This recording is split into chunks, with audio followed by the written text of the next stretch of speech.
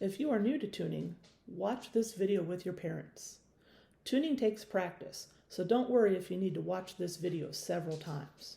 And make sure to watch the video all the way to the end before you start tuning your instrument. Instruments need to be tuned every day. If you are careful with your instrument, you may only need to make small adjustments. But if your instrument is new to you, there's what's called a breaking in period, where you may have to tune your instrument a lot for several days, sometimes a week or 2 weeks, until your instrument settles. And then you'll only have to make small adjustments if you're careful with your instrument. These are the fine tuners. These are what you use for everyday tuning. Your instrument probably has 4 of them, while mine only has 1. They make small or fine adjustments. These are the pegs. These make large adjustments. Make sure, if you've never tuned before, let your parents use the pegs if you need to. Why would you need to use the pegs? Well, maybe your fine tuners have been adjusted so far that you can't move them any further. So you will need to loosen the fine tuners and then make the adjustment with the pegs. Another reason you may have to use your pegs, or maybe your instrument's so far out of tune that your strings are really wobbly and loose, and you would have to make the adjustment with the pegs to get the pitch close. When tuning with the fine tuners, remember, lefty-loosey, righty-tighty. Right, tight will make the pitch go higher. Left, loose will make the pitch go lower. When tuning with the pegs, you usually want to hold the instrument so that the strings are facing you. If you turn the peg towards you, it will loosen the string and make the pitch go lower. If you tune the peg away from you, it will make the pitch go higher and tighten the string. Now remember, when you use the pegs, a little goes a long way.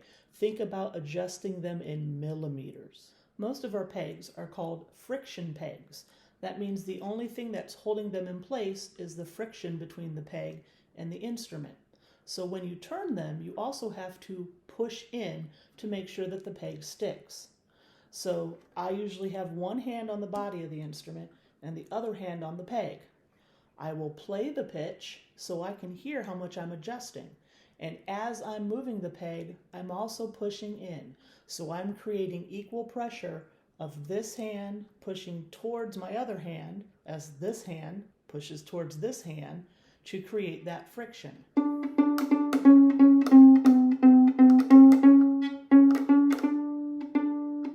It doesn't take a lot of pressure, but it takes enough to make sure that that peg sticks. The bass doesn't have fine tuners on the tailpiece like the violin, viola, and cello. They have fine tuners up where the pegs should be. So these usually are called gears or machine heads. They work the same way. If the instrument is facing you with the strings, it is still lefty-loosey, righty-tighty.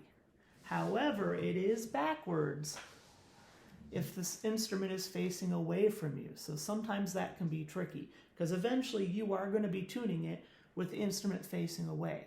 But by the time you do that, you'll probably have a pretty good grip on tuning your instrument. There are several free tuners on the App Store. You just have to search for Violin Tuner. And it doesn't matter if you're trying to find a viola tuner or a cello tuner, they're all the same. So we're going to start with this one, and this is what it looks like in the App Store. So let me open it up, and here's what it actually looks like. So we do have a button that if we push this button, it will actually play the pitch.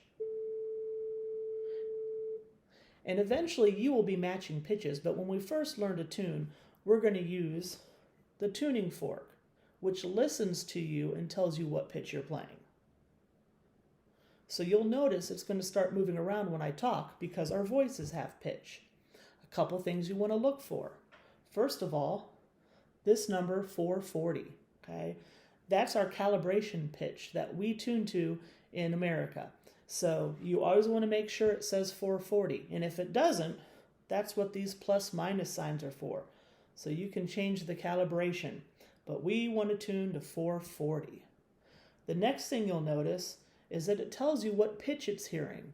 So you want to make sure that you're tuning to your string. So if you're tuning to your A string, make sure it says A, not A sharp or A flat, but just plain old A. Then we have some lights and a needle, and the lights and the needle are doing the same thing. You want the needle to be on 0 and the green light to be on. That means your string's in tune. If the needle or the light on the left is on, your instrument is too low, it's flat, so you're going to have to turn the pitch up, which is righty-tighty.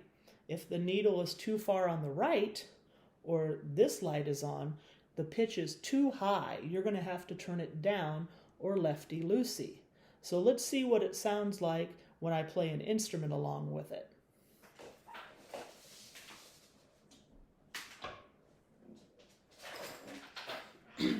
So here's a viola, and let's see what happens when I pluck my A string. So it's telling me that it's hearing an A, which is great because that's what I want to be playing. And now it's showing me that the needle is slightly to the left, so I'm a little low. So I want to turn my fine tuner righty-tighty just a little bit. And now I'm a little high, so I need to go the other way and turn it down a little bit. And now the needle's on 0, so I know I'm in tune. There are also some physical tuners that you can buy that we call clip-on tuners. Here are a couple examples that I have. So they have a little clip that you can adjust them and set them on your instrument. Now, these are really cool because they sense the vibration of the pitch that you're playing, not the sound that you're making. So if you're in a noisy environment, it won't affect your tuning. And they work in the same way. They'll have lights and needles that will show you whether you're too low or you're too high.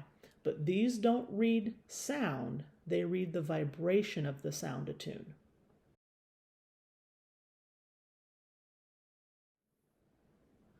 So here's the bass.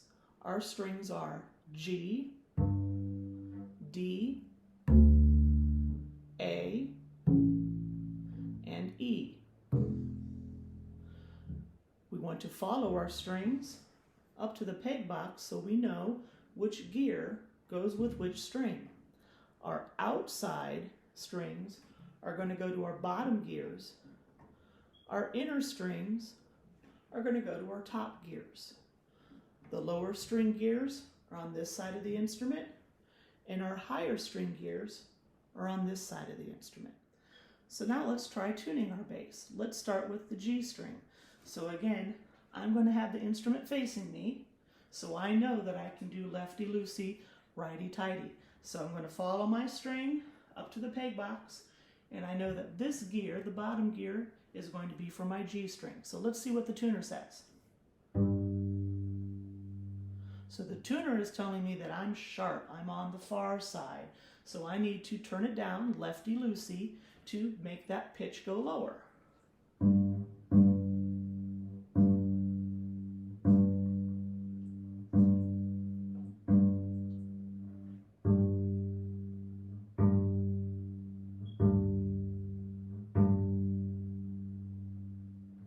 And that's pretty close to 0 for me. So let's go ahead and move to the D string. And that's telling me that I'm sharp as well. I'm too high, so I need to tune it down. So I'm going to follow the string up, and the D string is this top gear. And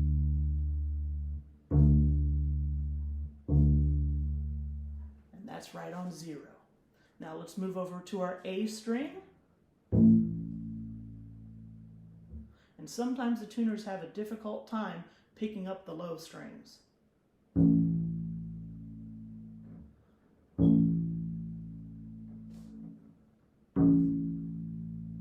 There we go. And it says it's really sharp. So I'm going to follow my string, and it's going to be this top gear on the left-hand side. So I'm going to have to go lefty-loosey.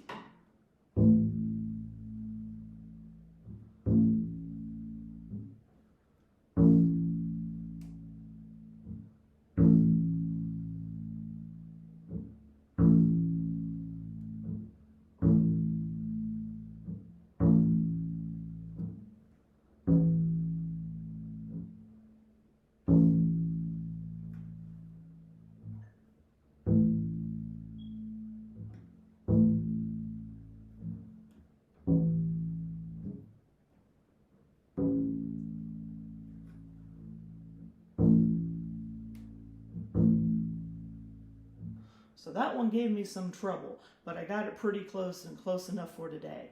And then last, we're going to go to our E string, and let's see if the tuner is going to pick up that low E string.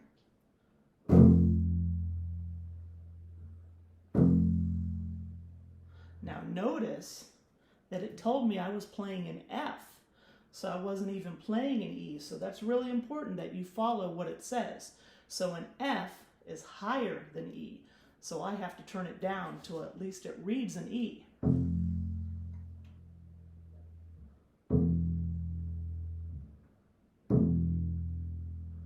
Good, so now it's reading an E, but it's still telling me that I'm too sharp, so I need to keep turning it lower.